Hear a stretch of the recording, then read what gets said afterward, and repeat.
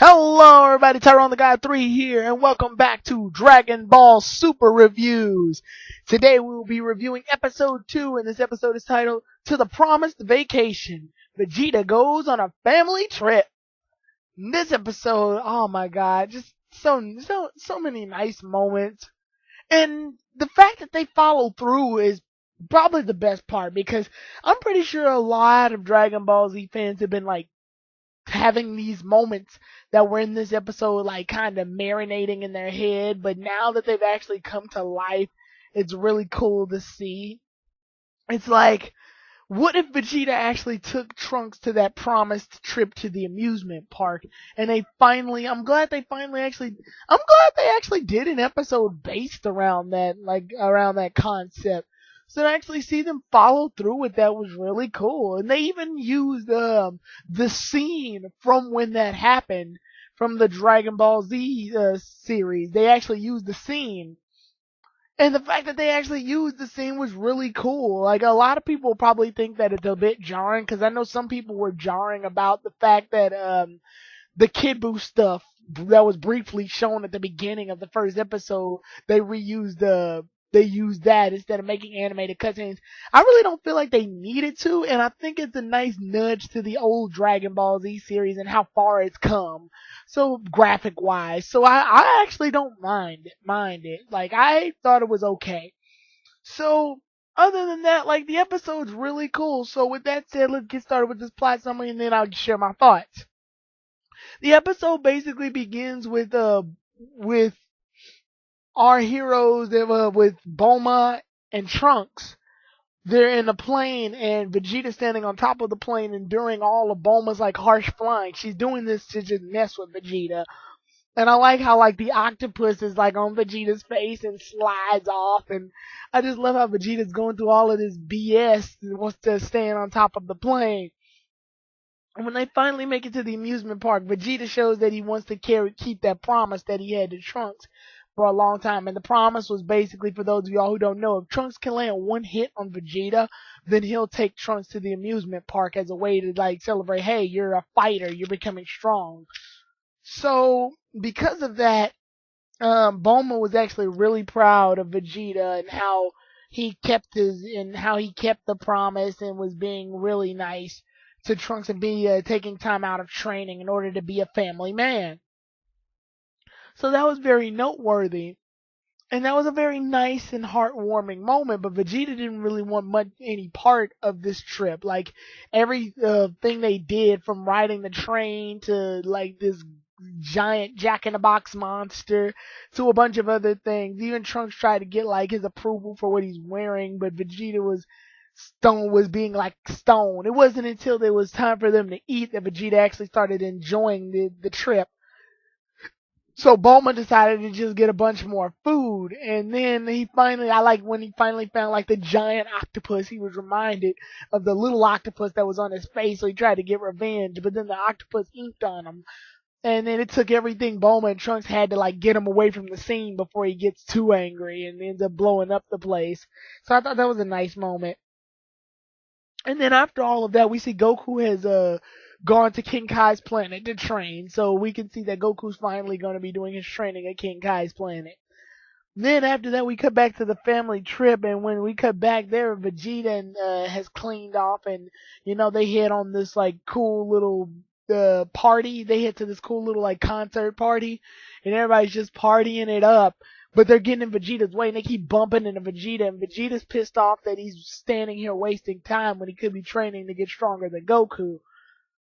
Because I'm actually surprised that they kept attention to detail that Vegeta admitted that Goku was stronger than him. So he accepted Goku as the strongest at this point, but he still wants to get stronger. So the people in the crowd piss him off so much to the point where he can't stand it anymore, and he flies away out of rage. But Trunks and Bulma don't get too upset, because it's like, hey, the fact that Vegeta even stayed this long was nothing short of a miracle. So I gotta say that was really cool, just to, this is just cool family acceptance. And it was nice to see Vegeta be more of a father and husband to his family. But then once we get that done, we cut to Beerus and Whis' scenarios, and Whis and Beerus actually make it to this, like, I guess you can call it prehistorical, like tribal like planet, and this one of their strongest warriors ends up killing a giant dinosaur, and when he does that, he ends up taking it home so he can eat it. But Whis and Beerus want to take it home so that they can eat it. And when they try to do that, the tribal alien won't accept that, and he ends up transforming, and then tries to fight them. So Beerus goes in and fights him and beats the monster with basically no problem.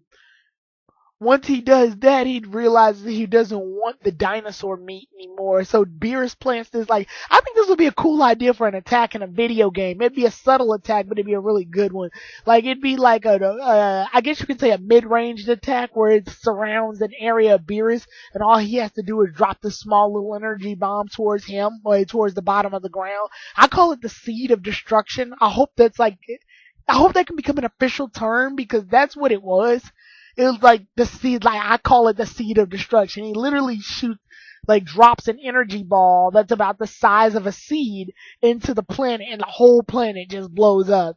So that was really cool. I like to call that move the Seed of Destruction. At least that's what I think it should be called. That seems like a really fitting name.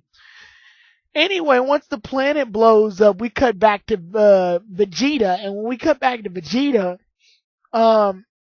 we see that Vegeta has gone back to the training room so that he can continue his training. And I really like the music that's accompanied by him training. I thought it was really cool. So Vegeta's doing his like little 150 times normal gravity training like he always does, only this time he's pushing himself even further. Goku's doing 10 times normal gravity, but he's also like moving these huge, gigantic weights all around the planet, and it's pissing King Kai off because it's ruining like his planet. And then for those of y'all who really want answers on how King Kai's planet is back, because I know a lot of y'all probably didn't, I'm gonna assume that they used the Dragon Balls to wish King Kai's planet back off screen. Like probably in the time in between. Either that or they probably created it back again. Like they're gods. All of them are gods. This North Kai, South Kai, West Kai, East Kai, and the Grand Kai, I'm pretty sure they have more than enough of a means to restore that planet back to normal. So yeah, like, I don't think it should be something that's touched on too much. If they tackle it, hooray. But if they don't, who cares? Anyway, Goku's getting a lot of training done, and I like that they're showing that Goku and Vegeta are training, although I do wish that they showed the other Z Warriors, like, sort of preparing, but I know why they did this, because this was mostly a Vegeta-based episode with Goku, with splashes of Goku in it because he's the main character. I do love the fact that Dragon Ball Super is already like 100 steps ahead of GT, just for the fact that they can make an episode focused on Vegeta, whereas in every episode of GT basically had Goku's face on it. Where this episode had Goku's face on it, but he wasn't the primary focus. Hell, last episode Goku wasn't the primary focus. I want to say Goten was the primary focus. So yeah, once they end up training, Beerus is still like the planet's still getting destroyed, and Beerus gets the premonition that there's going to be a warrior strong enough to fight off against him and make him entertained. The warrior he starts to prophesize is known as the Super Saiyan God. Whis is confused because he's never heard of the term before, and Beerus is intrigued by this challenge that he may or may not get.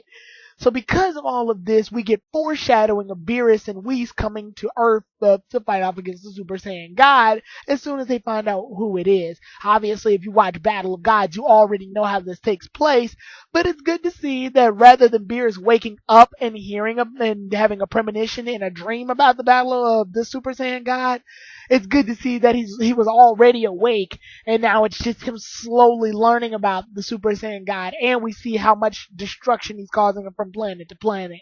So I thought that was a really nice touch. After that, Elder Kai and Supreme Kai sense that Elder Kai senses it. Supreme Kai for some reason doesn't. Since that the planet just recently got destroyed, and because of that, Elder Kai basically confirms that Beerus hasn't been awoken after like 30 billion years. Because of this, we get a large, looming, ominous foreshadow for Beerus arriving on Earth or the Supreme Kai's planet. Yeah, or King Kai's planet soon. So with that all being said, yeah, that's more foreshadowing. And then the episode ends. I loved this episode. I loved every minute of it. I gotta say, this episode really did a good job. Pacing for this is really well done, by the way. Like, a lot gets done. We had a time to go through the whole amusement park situation with Vegeta, and then the second half goes to Beerus and Whis, as well as the splashes of Goku and Vegeta training. My only gripe is that I wish we got to see a little bit more of the Z Warriors. Like, we haven't really gotten to see them in the first two episodes for real. We saw some of them briefly in episode one, but it was mostly Goten and Trunks. So I kind of wanted to see more like Tien, Piccolo, Yamcha, Krillin, see what they're up to. Although I'm pretty sure we're going to be seeing more of that in Resurrection F Saga rather than the Battle of God Saga. But yeah, it's still good to know that they were around. But the pacing's going by rather quickly. I think they're probably shooting for like, from what I've theorized, the way they're doing this, they're trying to make the Battle of God Saga a reasonable like 10 to 15 episodes long, which is kind of short for a Dragon Ball Z saga. But when you really stop to think about it, all of the events in the Battle of Gods movie, can you really stretch it out to be that long? I mean, I'm sure Champa and Woman Whis are going to take up the other half of that Battle of God saga, probably, hopefully.